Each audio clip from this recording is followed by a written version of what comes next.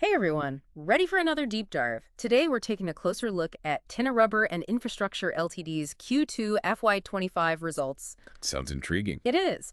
And we've got the full picture here. Company announcements, investor presentations, A&D, even the auditor's report. Oh, wow, the fine print. Exactly. So we can go beyond just the hype.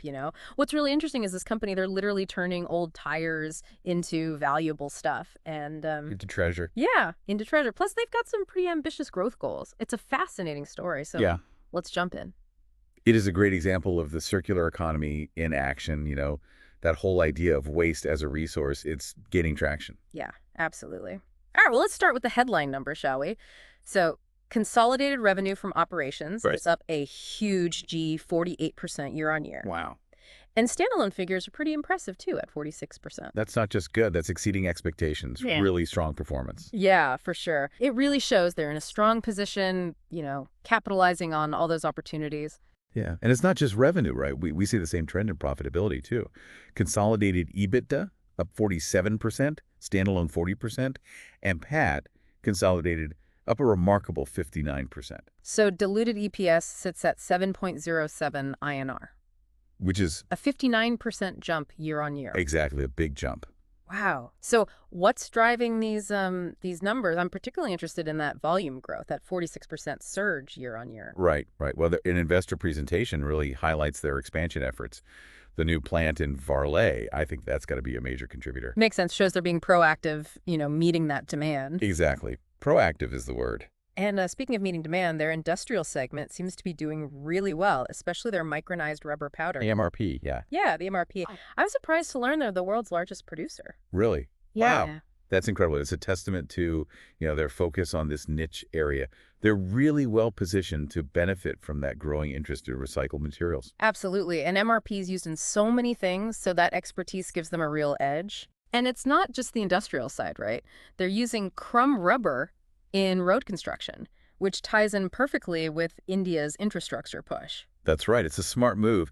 Hitting that sweet spot, economic and environmental, probably why they're attracting so much attention, investors and government. A win-win, basically. Absolutely. Okay, so their consumer segment, with things like rubber mats, it's showing steady growth. Mm-hmm. And their steel segment's doing really well, too. Steel, wow. Thanks to both the recycling and these new steel abrasives they've got. Interesting, so not putting all their eggs in one basket.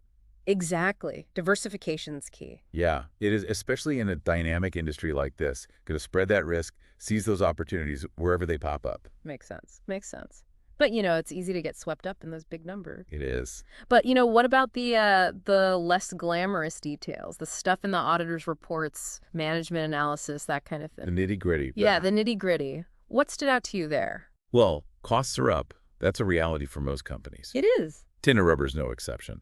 Raw materials, logistics, with that Red Sea disruption, even employee benefits, all putting pressure on their operating margin. Yeah, makes sense. But UT, and this is key, their commitment to R&D, exploring new avenues, that tells me they're working on offsetting those rising costs.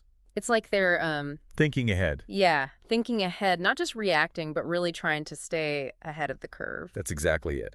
Their capital expenditure plans also reflect this forward-thinking approach. They've earmarked, 48 crore INR for FY25. A good chunk already invested. Exactly. Aligns with their ambitious growth plans for FY27, which we'll get to. Yep. But another interesting detail that caught my eye was that 8.5 crore INR positive impact on PBT. From the EPR compensation rate. Yes. EPR, now that might sound a bit technical, so to break it down, EPR stands for Extended Producer Responsibility. Basically, companies are responsible for the entire life cycle of their products, recycling included. Got it. So the government's incentivizing tire recycling and Tinna Rubber's benefiting. Exactly. Less waste, more profits, win-win. Definitely a win-win. And speaking of wins, their credit rating was upgraded to investment grade. Big deal. That's a vote of confidence from the financial world. A good sign for future growth. Definitely attractive to investors. A seal of approval, basically. Yeah, got it. Okay, so let's talk about those bold targets for 2027. 900 crore INR in revenue. More than double their current revenue. Ambitious, for sure. It is, but if they pull it off, Wow, dominant force in the industry. Yeah, market leader, attracting even more investors. It's a powerful cycle. And they're aiming to keep those strong EBITDA margins too Mhm. and push ROCE to 30%. Not messing around, are they? Nope. And to get there, they're planning a huge capacity expansion to 250,000 MTPA by 2027. Wow, that's massive. It is. So clearly they're thinking beyond just India. Oh, for sure. Global expansion's the next logical step with those ambitions. And they've already started. Global Recycle LLC in Oman already contributing to revenue in its first year. Smart move, that location, access to those GCC markets. Yeah, definitely strategic. And there's more, a joint venture in South Africa, a wholly owned subsidiary in Saudi Arabia. Wow, they're going all in. It makes sense, though. The global demand for recycled materials, it's only growing. Yeah, the whole world's waking up to the benefits. For sure. Okay, so beyond the numbers, I'm impressed by their commitment to sustainability. Absolutely. It's more than just a buzzword for them. It's baked into their business model. Yeah, that circular economy approach, reusing 99% of materials from tires, it's amazing. It is. Think about the impact. 2.25 million tires saved from landfills, roughly 150,000 tons of CO2 emissions prevented annually. That's huge. It is. And it Yeah. goes beyond that. Employee well-being, those medical camps, and strong corporate governance, independent directors, transparency. Yeah, all that builds trust, attracts investors. It does. It shows they're doing things the right way. So, Tinna Rubber, they're not just riding the recycling wave, they're leading it. They are. But here's a thought-provoking question. Okay. They talk about 400% value addition, so what other industries could benefit from this kind of thinking? That's a great question. It really makes you think. It does. We'll continue exploring Tinna Rubber's journey and their vision in the next part of our deep dive, so stay tuned. It really gets you thinking, doesn't it? All that potential value just sitting there. Yeah, it challenges how we think about waste. Exactly. And Tinna Rubber shows us both the possibilities and the hurdles of this whole circular economy idea. A real paradigm shift, like not just for companies, but how we think in general. Right. We're so used to that linear model. Hmm. Take, make, toss. Circular thinking, well, it's about rethinking everything, seeing waste as a starting point, not an end point. Makes you wonder how many other industries could do this. Oh, tons. Imagine electronics, textiles, even food waste. The potential is massive. It is, but it's got to be a huge undertaking, right? Yeah. What are the biggest challenges, do you think? Well, consumers need to change their habits. We're so used to throwing things away. Repairing, reusing, recycling, that needs to become the norm. It's about being more mindful, right? Thinking about where stuff ends up, supporting companies who are actually doing the sustainability thing. Exactly. Consumer demand drives change, but we also need innovation. Better ways to recycle, reprocess, make it all work on a larger scale. Like a giant puzzle, taking things apart, putting them back together, but in a way that actually saves resources. Precisely. R&D is key. Got to invest in making circularity practical, not just a good idea. But even with the tech, it's not enough, right? Government's got to step in too. Well, absolutely. Policies are crucial. Incentives, tax breaks, subsidies, maybe even stricter rules about just dumping stuff in landfills. And what about using recycled materials in government projects? That would Yeah. create a market, right? Exactly. Level the playing field, reward companies who are actually doing the right thing. Hmm. But it's not just about rules. We need to educate people too. Make them aware of why this matters for the environment, for the economy. Information campaigns, labels on products, anything to help people make better choices. Couldn't agree more. It's a team effort. Industries, governments, everyday people, we all have a role to play. And that's what's so cool about Tinna Rubber. They're actually doing it, proving it's possible. They are. Yeah. Walking the walk, not just talking the talk. Profitable and responsible, it can be done. And they're transparent about it, ethical practices, all that reinforces the message. They're setting a high bar. Inspiring others to rethink what's possible, to see the value hidden in what we call trash. It's exciting, honestly. So as we wrap up, here's something to consider. Okay. Tinna Rubber says they achieve 400% value addition from those old tires. What other industries could learn from this? What other waste could be transformed into valuable resources? It's a question worth pondering for sure. It's about looking beyond the obvious, seeing the potential in things we often overlook. Absolutely. So keep exploring, keep questioning, and until next time, keep diving deep. It's amazing, right? Yeah. All that hidden potential, just stuff we usually throw away. Yeah, really makes you think twice about what we consider waste. Exactly.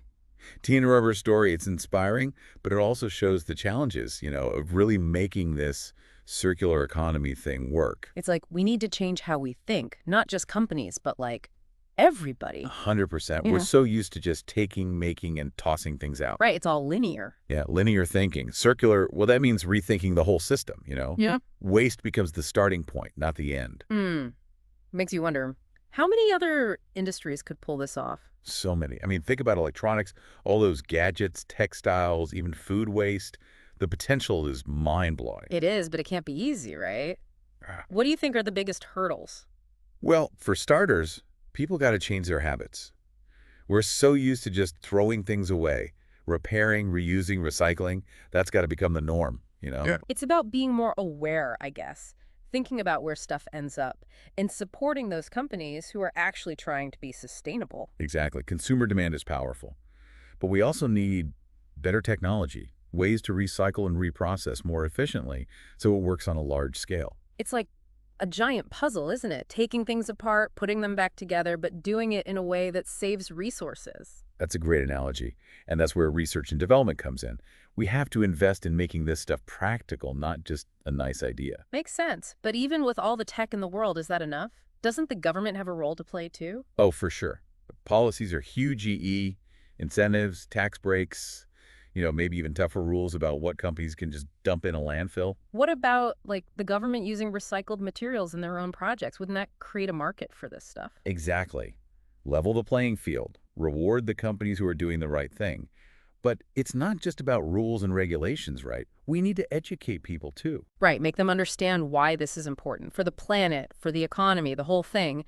Information campaigns, maybe labels on products, anything to help people make smarter choices. Couldn't agree more. It's a team effort. Industries, the government, and all of us, we all have a role to play. And that's what makes Tinna Rubber's story so awesome. They're actually doing it, showing everyone it's possible. They are. They're walking the walk, not just talking about it. Profitable, and responsible, trust that it can be done. And they're open about it too. Ethical practices, all that, it just makes their message stronger. They're setting a high bar. Totally agree. They're inspiring others to rethink things, to see the potential in what we usually just throw away. Yeah, pretty exciting stuff. So, to wrap up our deep dive today, here's a final thought for everyone listening. Okay, shoot.